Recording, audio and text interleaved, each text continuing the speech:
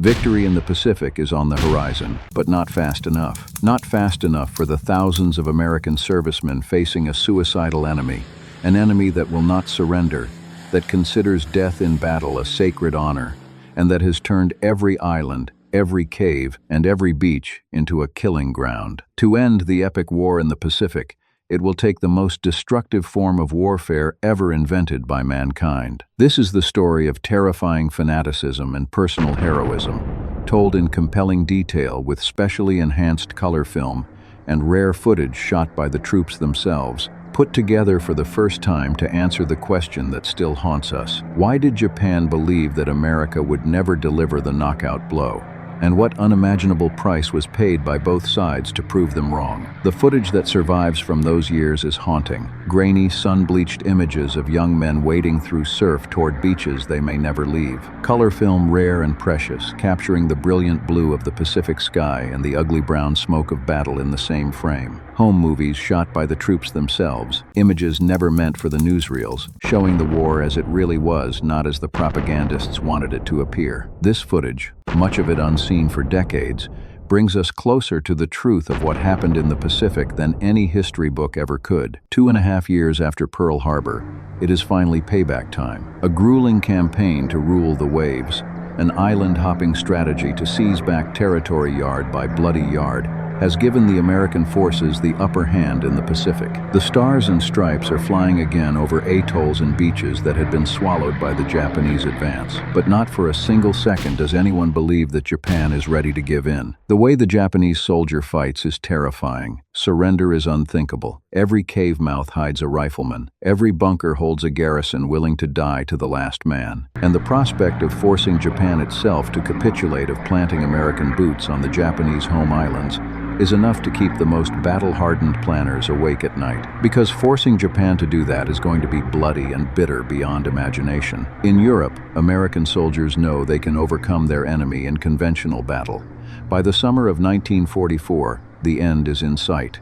The Wehrmacht is reeling. The Allies are closing in from east and west, but in the Pacific, bitter experience tells the fighting men otherwise. They have had to develop violent new weapons and savage new tactics to match the barbarity of their enemy. They resort to flamethrowers, massed artillery, and tanks to claw their way forward. For every inch of terrain, the Japanese exact a cruel and unrelenting toll. General George C. Marshall, Chief of Staff of the United States Army, fears that defeating Japan can only come at a horrific cost in American lives. He has seen the casualty reports from Tarawa, from Saipan, from Peleliu. He knows what it costs to take even a small island from an enemy that refuses to surrender. And now the generals are being asked to contemplate something far larger, the invasion of the Japanese homeland itself. Desperate to avoid this, Marshall and his colleagues on the Joint Chiefs of Staff devise a plan. It is a simple, two-pronged strategy. 1. Blockade and starve the Japanese people. 2. Bomb their factories and obliterate their capacity to wage war. Together, the hope is that these two forces can destroy Japan's will to fight on without a single American soldier having to set foot on Japanese soil. Phase 1 begins at sea. American submarines, operating out of the Philippines, and aircraft flying from the decks of U.S. carriers, blockade Japan and sever its vital supply lines. It is a silent, relentless stranglehold. Raw materials, food supplies, and troop ships are dispatched to the bottom of the ocean in a campaign of interdiction that operates around the clock, in all weather, with ruthless efficiency. Oil tankers from the Dutch East Indies, cargo vessels from Manchuria, troop transports bound for the far-flung garrisons of the empire, all are hunted down and destroyed. The result, throughout 1944, is devastating. Japan loses 300,000 tons of shipping each month. Food stocks plummet across the home islands. Rice rations are cut, then cut again. Millions go hungry. A famine looms. The once mighty Japanese merchant fleet is being bled dry, its ships hunted by American submarines that prowl the sea lanes with deadly precision. But still, the Japanese people stand firm. They endure. They tighten their belts, tend their meager vegetable gardens, and bow before the emperor and wait for the next blow to fall. It is time for Phase 2 to kick in, destroy Japan's war machine from the air. And it is a chance for one man in particular to make his mark on the course of history. Curtis LeMay is a cigar-chomping, battle-seasoned Major General in the United States Army Air Force's 20th Bomber Group, based in China. He is a tough-talking, relentless champion of strategic bombing, a man who believes with every fiber of his being that Japan can be bombed into submission from the sky. He and his superiors propose a terrifying assault, an unprecedented air war that will flatten Japan's factories and reduce its industrial capacity to rubble and silence. But the challenges LeMay faces are enormous. The distances in the Pacific theater are vast, almost incomprehensible to a European mind accustomed to thinking in hundreds of miles, not thousands. Japan is over 1,500 miles away from the nearest Allied airstrips, and heavy bombers cannot fly from aircraft carriers. The Pacific Ocean itself is the enemy, a featureless expanse of blue that offers no landmarks, no emergency landing strips, and no rescue for a crew that goes down in the water. LeMay, however, believes he has the right machine to conquer those distances: the brand new Boeing B-29 Superfortress. It is the result of a $3 billion development program, the most expensive weapons program of the entire war, more costly even than the Manhattan Project. The B-29 is a state-of-the-art, 4-engine bomber with pressurized cabins, remote-controlled gun turrets, and a sophisticated new fire control computer. Most importantly, it can fly all the way to Japan and back, thanks to its massive range of nearly 4,000 miles. This means the B-29 can operate out of airstrips in China and from the newly captured Mariana Islands in the Central Pacific. From Chengdu, China, 62 B-29s take off on their maiden combat mission. Their target, the Yawata Steel Works in central Japan. The distance is so great that the Superfortresses must fly unprotected, without fighter escort. This forces the bombers to fly at extreme altitude, 30,000 feet, where Japanese fighters will have difficulty reaching them. Each B-29 carries a payload of 8 500-pound high-explosive bombs to be released from 6 miles above the Earth. The goal is simple and ambitious: flatten the steel works and begin the systematic destruction of Japan's war industry. But the attacks are from so high up that they miss their target entirely. Japan's powerful jet stream winds fierce, invisible rivers of air that howl across the upper atmosphere at speeds exceeding 100 miles per hour, blow the bombs wildly off course. It is a disappointing debut for the multi-billion-dollar airplane, and the B-29's accuracy does not improve with additional raids in the weeks that follow. Bomb after bomb falls wide. Factory after factory survives untouched. The grand plan to force Japan to surrender through precision bombing is simply not working. Curtis LeMay is promoted to take personal charge of the entire bombing campaign.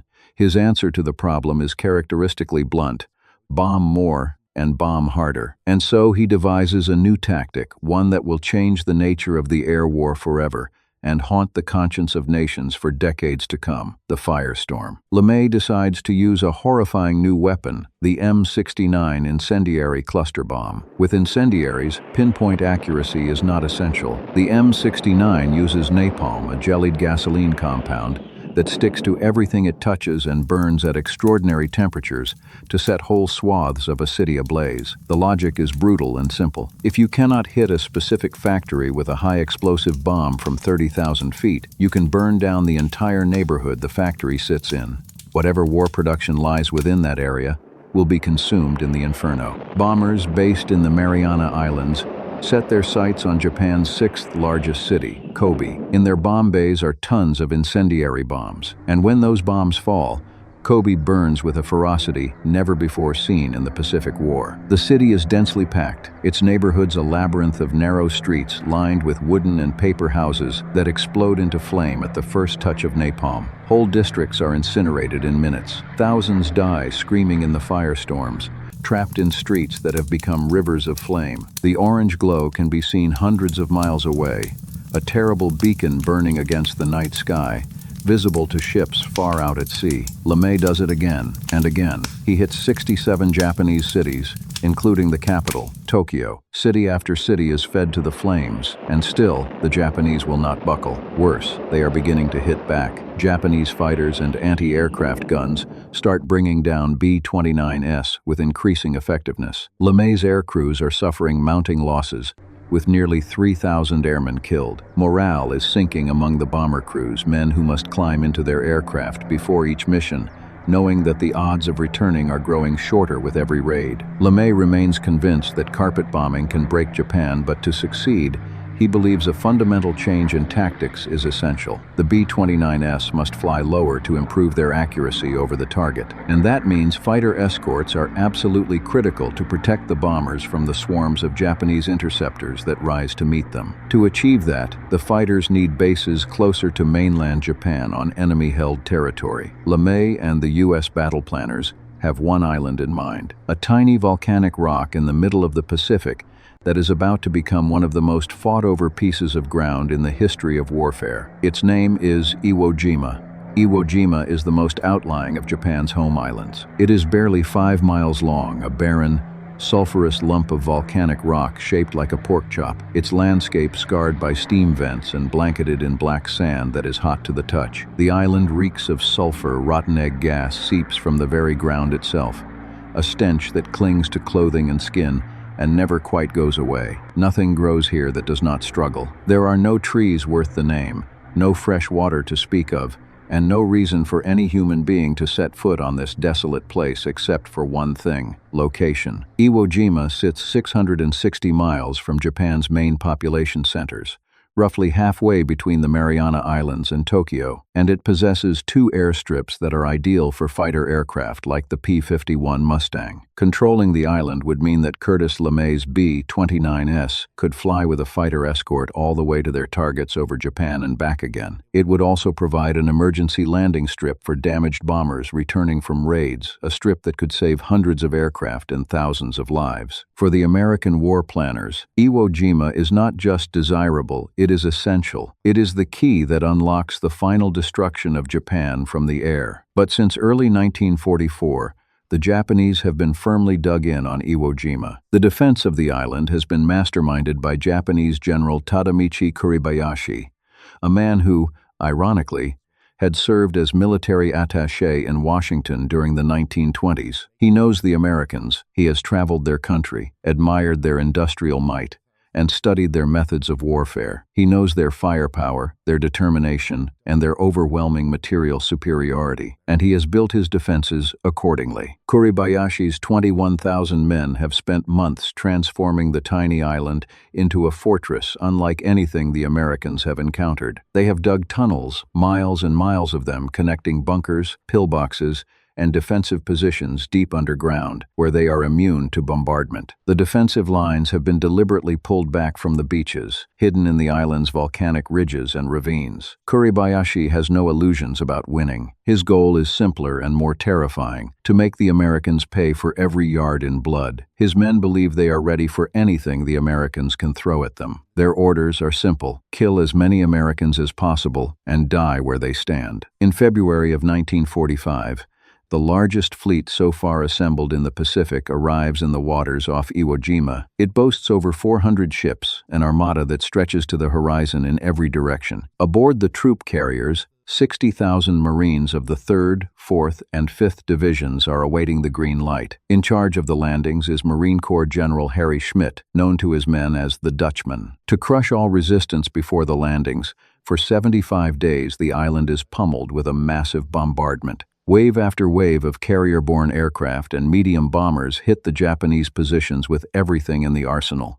Then the big guns of the fleet open up. Battleships, cruisers, and destroyers pour thousands of shells into an island barely 5 miles long. The ground shakes. The air fills with smoke and dust and the shriek of falling ordnance. This is the climax of one of the most prolonged and concerted bombardments of the entire war. Intelligence estimates suggest that the island should fall in just a week. Surely nothing could survive such punishment. The first wave of landing craft sets off. On board are 8,000 Marines, young men from every corner of America, many of them barely out of high school, clutching their rifles and staring at the dark shoreline ahead. They are heading toward a beach of black volcanic sand that stretches beneath the brooding mass of Mount Suribachi. As the Marines hit the beach, there is nothing. No reply from the Japanese. No gunfire. No explosions. Just the hiss of the surf and the crunch of boots on the strange, loose, almost powdery black sand. For a brief, surreal moment, it seems the bombardment has worked. Perhaps the intelligence estimates were right. Perhaps the Japanese are dead. Then the island erupts. The Japanese defenders had been hiding underground during the entire bombardment, tucked safely into their tunnels and reinforced bunkers, waiting with discipline and patience for this exact moment. Now they burst out of the earth, unleashing a torrent of fire from positions the Marines cannot even see. Machine guns, mortars, and artillery rake the beaches from every direction. Over 500 Marines die on those black sand beaches in the opening hours, cut down before they can reach cover that does not exist. The sand itself is the enemy, loose and volcanic. It swallows the treads of vehicles, bogs down every footstep, and collapses the walls of every foxhole the men try to dig. Soldiers struggle forward under a murderous hail of fire, dragging themselves across ground that offers no protection and no escape. As the hours pass, the Marines recover. They regroup. They push inland with the grim, teeth-clenched determination that has come to define the Marine Corps. By the end of that first terrible day, 30,000 Marines are ashore, clinging to a beachhead on a sulfurous island that has become the deadliest real estate on the planet. Over the next 3 days, the fighting is savage and unrelenting as the Marines battle their way toward the island's most visible landmark, the 550-foot volcano, Mount Suribachi. The volcano dominates the southern tip of the island like a sentinel. From its heights, Japanese observers can direct fire onto any target below, including the all-important airfields that are the whole reason the Americans are here. Suribachi is just a quarter of a mile from the beaches, but the Marines must fight their way up its steep, fortified mountainsides against an enemy dug into every crevice, every cave, every fold in the rock. On February the 23rd, 1945, the most iconic moment of any war is captured in a single photograph. Marines raise the stars and stripes on the summit of Mount Suribachi. A different group of men are actually the first to plant a flag on the summit earlier that day, but the moment is restaged later with a larger flag for the benefit of a photographer, Joe Rosenthal of the Associated Press. He clicks his shutter, and in that instant, he creates the image that will come to immortalize the entire Pacific War. 6 men straining together to raise a flag against a gray, smoke-filled sky. The photograph will be reproduced on postage stamps, war bond posters, and will ultimately become the model for the Marine Corps War Memorial in Arlington, Virginia. It is an unforgettable scene, a moment of triumph, but it is not the end of the battle, not by a long shot. Combat on Iwo Jima continues for another 21 agonizing days after the flag raising, because the Japanese refuse to surrender. Every tunnel must be cleared by hand. Every bunker must be reduced. Marines fan out across the northern end of the island, fending off final suicidal banzai charges, desperate, screaming rushes by Japanese soldiers who would rather die running headlong into machine gun fire than lay down their arms. The last of the island's defenders are burned out of their positions by flamethrowers, one cave at a time, in fighting that is as close to hell as any human being has ever experienced. 36 days after it all began, Iwo Jima is declared secure. The Americans have the staging post they so badly need for their air war against Japan. But the cost of that tiny island is terrible. 6,821 Marines are killed. 18,000 more are wounded. All of this to capture a piece of ground just 5 miles long. The total casualties are, proportionally, worse than those suffered on the beaches of Normandy on D-Day. 27 Medals of Honor are awarded for actions on Iwo Jima, a staggering number that accounts for 28% of all the Marine Corps medals awarded in the entire Pacific campaign. And if anyone still doubts the Japanese resolve, their losses prove the point beyond any argument. Of the original 21,000 defenders, only 200 survive. 20,800 men chose to die rather than surrender. It is a chilling preview of exactly what the Americans are up against, and a terrifying glimpse of what an invasion of the Japanese mainland might look like, magnified 1,000-fold. The air war now enters a new and terrifying phase. Just 18 days after the first landings on Iwo Jima, Curtis LeMay switches to an all-out aerial firebombing campaign, that will scorch the conscience of history. In one of the most destructive night raids in all of human history, Operation Meeting House, over 300 B-29 Superfortresses hit Tokyo, flying at low altitude through the darkness, guided by Pathfinder aircraft that dropped napalm in a giant fiery X to mark the target zone. They lay waste to 16 square miles of the city in a single night. 100,000 Japanese citizens are incinerated. 1 million more are made homeless in a matter of hours. The cities of Nagoya, Osaka, and Kobe are all subjected to the same treatment in the raids that follow, razed to the ground by a campaign of fire that has no precedent in the history of warfare. Every month, LeMay receives another 100 B-29s fresh from Boeing's factories to join the campaign. In total, his airplanes will drop 170,000 tons of bombs on Japan.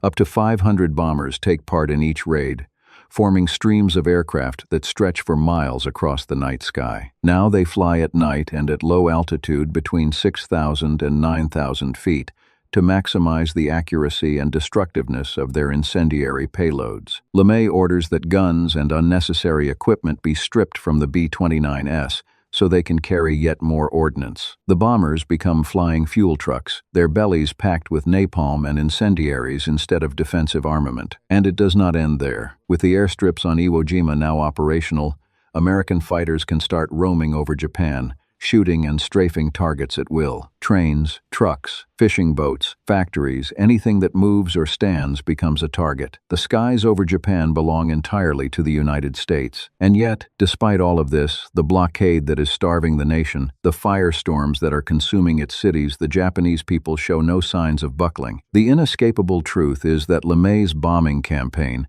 for all its destruction, is not breaking the national will. A ground invasion, and the horrific number of casualties that will inevitably come with it, is looking unavoidable. By the spring of 1945, American battle planners in the Pacific are terrified by the prospect of conducting more land invasions against the Japanese, but to win the war, it is a grim necessity. Hundreds of so-called home islands make up the Japanese nation. At their center are Japan's main population areas, the 4 great islands of Honshu, Hokkaido, Kyushu, and Shikoku. Before they can even think about capturing these, America needs more staging areas close to the mainland. First in line, Okinawa, 340 miles to the south of the Japanese mainland, close enough to smell the endgame. On Okinawa, 100,000 Japanese soldiers are waiting for the American ground troops. Backing them are hundreds of pilots, schooled in the Bushido code of death instead of defeat young men, some barely out of their teens, who have volunteered to fly their aircraft into the decks of American ships. They are ready.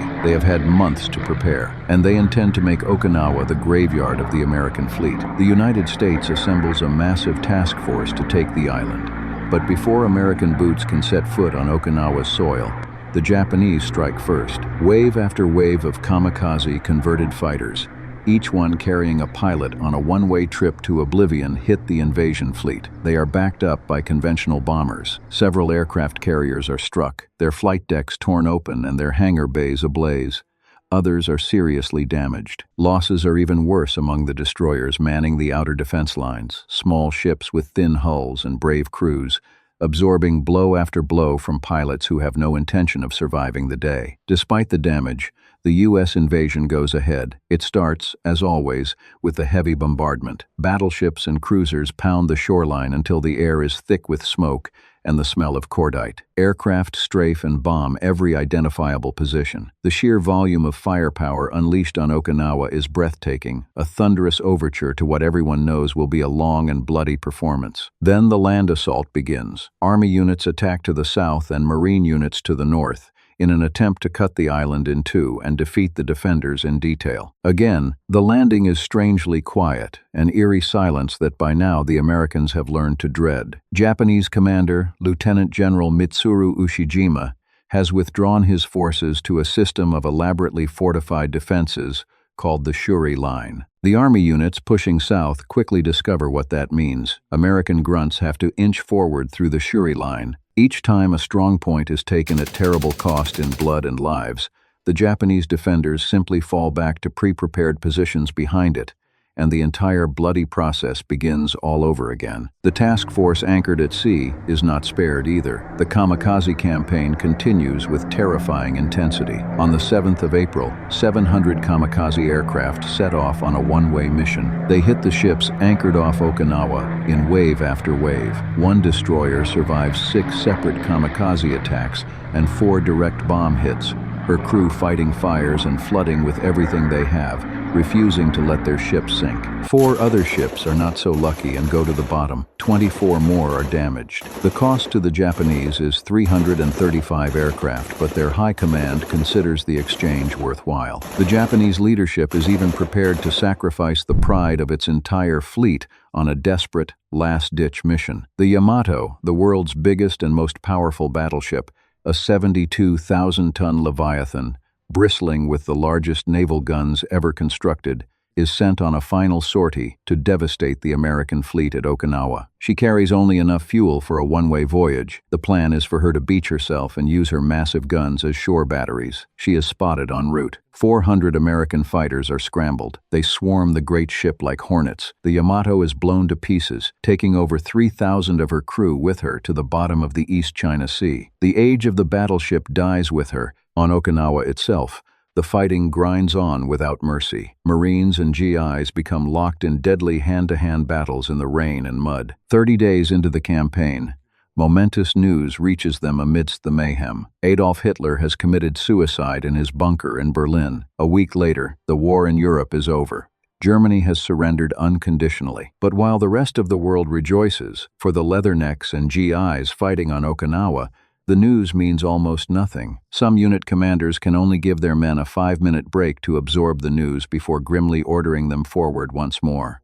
There are still Japanese soldiers in the caves ahead. There are still bunkers to be cleared. The war in Europe may be over, but the war in the Pacific rages on with no end in sight. The battle for Okinawa grinds on into a second month, then a third, as the Americans struggle to overcome the Japanese defenses. Every cave conceals an ambush. Each tree line hides a new bunker. American forces throw everything they have at the Japanese positions. With total air supremacy, U.S. fighter bombers take on a specialist ground support role. Troops work side by side with forward air controllers, identifying targets and calling in fighters with devastating precision. If the aircraft cannot silence the most stubborn resistance, flame-throwing tanks or demolition charges are brought in. Still, the Japanese fight on, dying in their positions rather than falling back. It is only when the main city of Shuri is finally captured and the Marines launch a fresh offensive that the island at last begins to fall. It has taken 82 brutal, exhausting, soul-destroying days. The cost is staggering beyond belief. 7,503 American troops pay for Okinawa with their lives. Nearly 37,000 more are wounded. 5,000 sailors are killed aboard the ships offshore, the worst naval casualties of the entire war. A figure that shocks even the most hardened planners. For Japan, the losses are even more catastrophic. 100,000 Japanese soldiers lie dead across the island. Only 7,000 surrender. The rest choose to die, just as their code demands. These horrific losses make it crystal clear to the American generals that taking mainland Japan will mean the mother of all battles. It will make Okinawa look like a skirmish. Meanwhile, across the home islands, Japan is preparing for what its leaders call Ketsugo, the final, decisive battle. The strategy is built on one terrible assumption, that if the cost of invasion can be made high enough, the Americans will flinch. Hundreds of new kamikaze pilots are being trained at airfields across the country.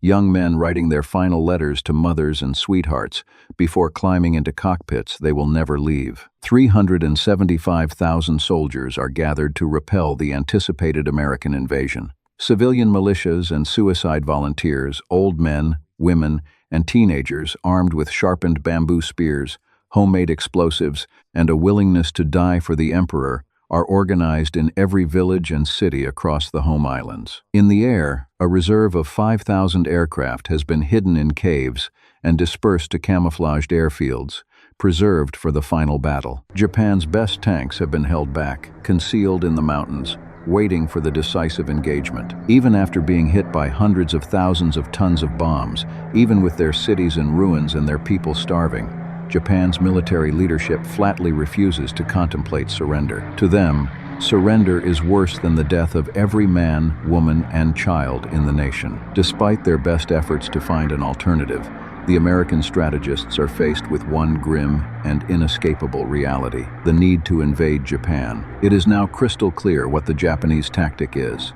If they can make it bloody enough, if they can turn every beach into another Iwo Jima, every hillside into another Shuri line, they believe that America will not have the stomach for the fight. That the American public, war-weary after 4 years of global conflict, will demand a negotiated peace rather than endure the catastrophic casualties an invasion will require. When pushed to estimate the eventual casualty numbers, American battle planners deliver a figure that sends a chill through the corridors of power in Washington: 250,000 American lives. Some estimates run far higher still. It is a figure that is simply unacceptable. They have to find another way. There is one other solution, and it offers President Harry S. Truman an alternative to a ground invasion that will change not just the outcome of this war, but the course of human history itself. At Potsdam, in the ruins of defeated Germany, the leaders of the Allied powers gather for the cameras. United States President Harry S. Truman, Russia's Generalissimo Joseph Stalin,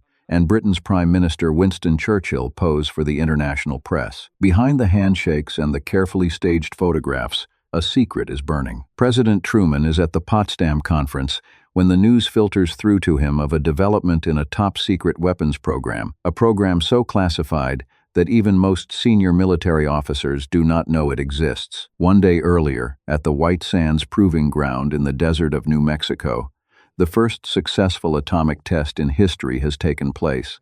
Its code name is Trinity. The desert sand beneath the blast has been fused into glass. It is the dawn of the nuclear age. The Manhattan Project is a 3-year-old program to devise a weapon so grotesquely powerful that it might just force the Japanese to capitulate without a single invasion craft hitting the beach. It has consumed vast resources, employed over 100,000 people across multiple secret facilities, and operated under a veil of secrecy, so complete that even Vice President Truman did not know of its existence until he became president. Its scientific mastermind is J. Robert Oppenheimer, a brilliant and tortured physicist who will later say that the test brought to his mind words from Hindu scripture: "Now I am become death, the destroyer of worlds." Those who witnessed the Trinity test describe a light brighter than 1,000 suns, a heat that could be felt 10 miles away, and a mushroom cloud that rose 40,000 feet into the New Mexico sky. The result of Oppenheimer's work is the nuclear bomb. It involves splitting atoms to release unimaginable amounts of explosive energy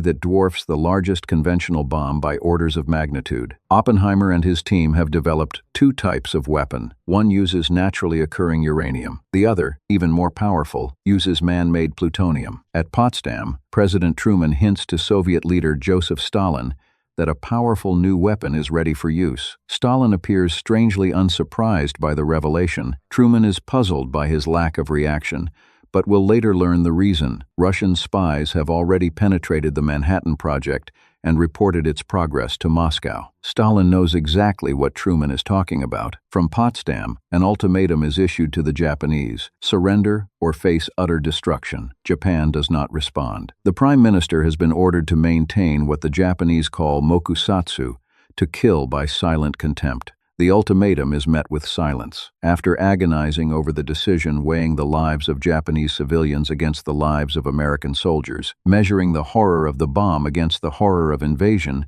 President Truman gives the go-ahead. A few days later, the crew of a B-29 christened Enola Gay, named after the mother of its captain, Colonel Paul Tibbets, takes off from their airbase on the island of Tinian in the northern Mariana Islands.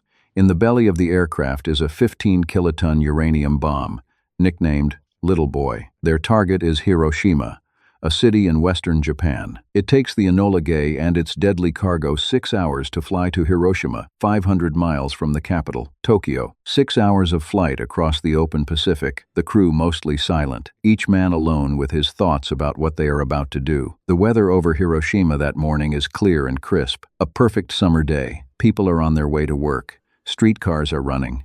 Children are walking to school, their satchels over their shoulders. At 31,000 feet above it all, The crew of the Enola Gay circles the city. Then, at 8:15 in the morning local time, the bomb bay doors open and Little Boy falls away into the clear morning air. What follows defies the capacity of language to describe. An explosion with the power of nearly 15,000 tons of TNT detonates over the city.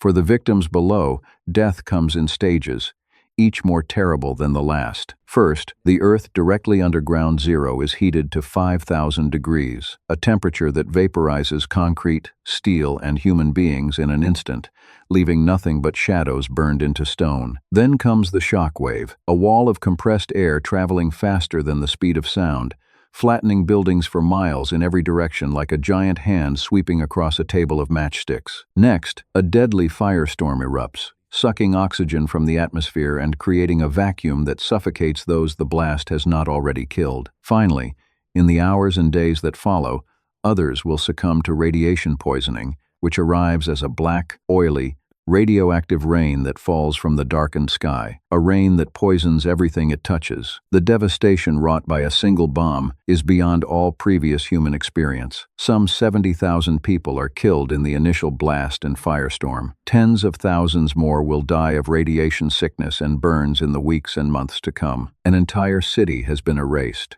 President Truman announces the weapon to the world and promises more atomic bombs unless Japan surrenders unconditionally. His words are blunt and devastating. If they do not now accept our terms, they may expect a rain of ruin from the air, the like of which has never been seen on this earth. The Japanese ignore him. Even now, they choose not to respond to his ultimatum. The military leadership, even as the ashes of Hiroshima still glow, insists that Japan can endure. 3 days later, a plutonium-based bomb even more powerful than the last, known as Fat Man, is loaded onto another B-29. The original target is the city of Kokura, but heavy cloud cover forces the crew to divert to their secondary target, Nagasaki, 760 miles to the south of Tokyo. The blast at Nagasaki is just as lethal. Up to 50,000 people die. A second Japanese city is reduced to rubble and shadow and silence. And still, incredibly, there is no response from the Japanese leadership. The Americans now face a problem they had not anticipated. They have no more atomic bombs ready to deploy. Building more will take weeks, perhaps longer. The bluff must hold. So in the interim, American battleships sail right up to Japan's coast, so close that their crews can see the shoreline and pour fire onto targets inland, a brutal reminder that the conventional war has not stopped and will not stop. Marauding fighters continue to roam the skies over Japan, shooting up anything and everything they can find. The message is clear: there is no safe place left in Japan. There is no hiding. Finally, at long last, the Japanese War Council gathers in the Emperor's presence to contemplate the unthinkable, accepting the surrender ultimatum offered at Potsdam. The debate is agonized, bitter, and nearly violent. The military faction demands one final battle, but Emperor Hirohito, in an unprecedented intervention, breaks the deadlock. He tells his ministers that the nation must endure the unendurable. They agree to accept, but with conditions. Japan's conditional offer is immediately rejected by Washington. President Truman is unequivocal. Only unconditional surrender will do. Against all expectations, the Japanese give ground once more. The unthinkable is becoming real. Only one overriding condition remains. Their Emperor Hirohito must be allowed to stay in power. The Americans signal that if the Supreme Commander of Allied Forces, General Douglas MacArthur, is placed in overall command of occupied Japan, they will allow the Emperor to remain on his throne. The two sides finally agree on terms of surrender. On the quarterdeck of the battleship USS Missouri, anchored in Tokyo Bay beneath a gray and overcast sky on the 2nd of September, 1945, the Japanese delegation arrives to sign the instrument of surrender. And finally, after 6 years of global conflict and 4 long, blood-soaked years of war in the Pacific, it is over. Peace has arrived. This war in the Pacific has been one of the most bloody campaigns of the Second World War. It has seen the arrival of terrifying new weapons and tactics, the kamikaze, the firebombing campaign, the flamethrower, and the ultimate game-changer, the atomic bomb. In the end, it is a catastrophe for the Japanese nation. The war costs them 2 million lives, of which 1,740,000 are military personnel. The American nation has fought for 4 years and buried nearly 500,000 of its sons in the Pacific. 55,145 men were lost from the Army, 29,263 from the Navy, 19,163 Marines. But out of all this carnage and sacrifice, the world does not find the lasting peace it so desperately craves. New adversaries emerge almost immediately in an epic struggle to master the devastating power that the atom bomb has unleashed upon the world. And the Japanese nation must rebuild its shattered country, rising from the rubble to forge a new identity in a changed world, a transformation as remarkable as any in history. This story began in the waters of Hawaii, a war that began in rubble and ended in ash.